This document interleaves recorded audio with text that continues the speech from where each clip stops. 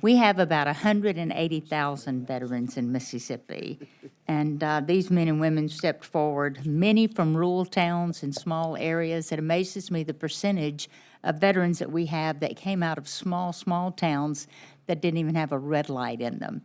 We are very proud of that because it's our duty to ensure when they come home that they do have access to quality care that's going to meet their specific needs. And as the challenge that you and I both are aware of that they face is the shortfall in the infrastructure, particularly construction funding for VA medical centers.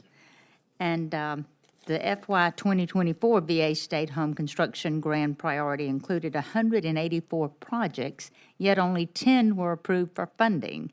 Many of these delayed projects involved the basic repairs as well as some critical upgrades that are truly critical, but things that direct effectively the quality and safety of our veterans and the care that you're so well aware of. So how does your administration plan to address the department's growing infrastructure needs given the reality of limited construction funding? Well, you've hit, and that's what we had hit a little bit earlier, and I want to just go specific, and you're talking about the 184 projects on the priority list and 10 approved for funding.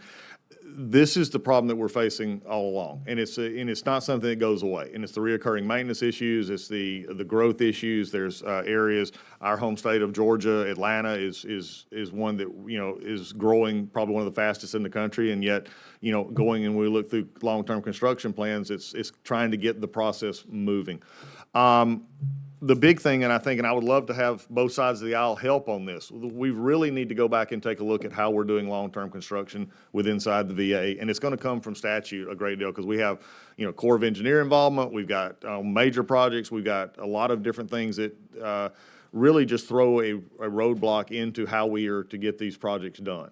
And what we're wanting to do is in fact, we moved some monies this year to get some non-reoccurring maintenance costs, knocked off that had been lingering. So we used some of that money in that was able to, before I got there and even afterward.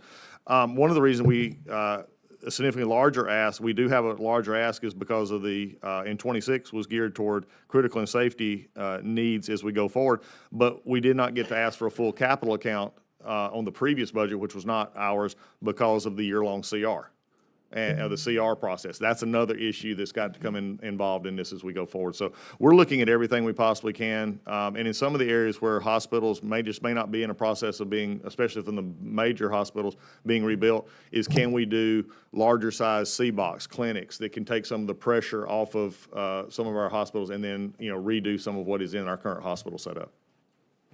And thank you for your work on that because, you certainly have it focused and you're certainly aiming to that.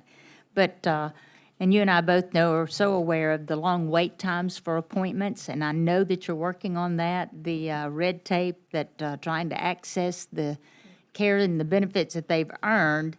But despite the record levels of funding for the VA in recent years, many of these frustrations still remain.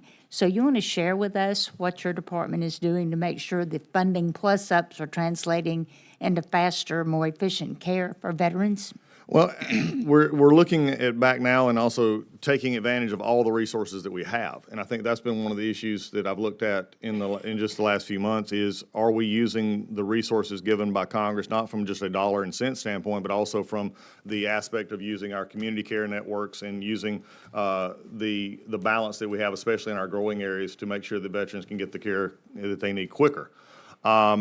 Unfortunately, in the last little bit, and especially in the last few years, we've seen a move away from community care and to keep it more internal, keep it in-house. And I won't go to the national motivations for that. I think there was many involved, but I believe VA care is VA care no matter where we're paying the bill at. And because we're going to hold them to the same high standards. So we've got to look at it from a perspective of, are we using our community care partners, which sometimes are quicker than our direct care, and many times we're quicker in our direct care than our community partners. But in certain specialty areas, we're also using the best medical interest standard now, which is also giving the doctor and the veteran much more of a discussion together on what is the best medical interest for that veteran to get that care quicker and in the process they need. Yeah, and we're seeing results there. Yep. I certainly appreciate that. Thank you, Mr. Chairman.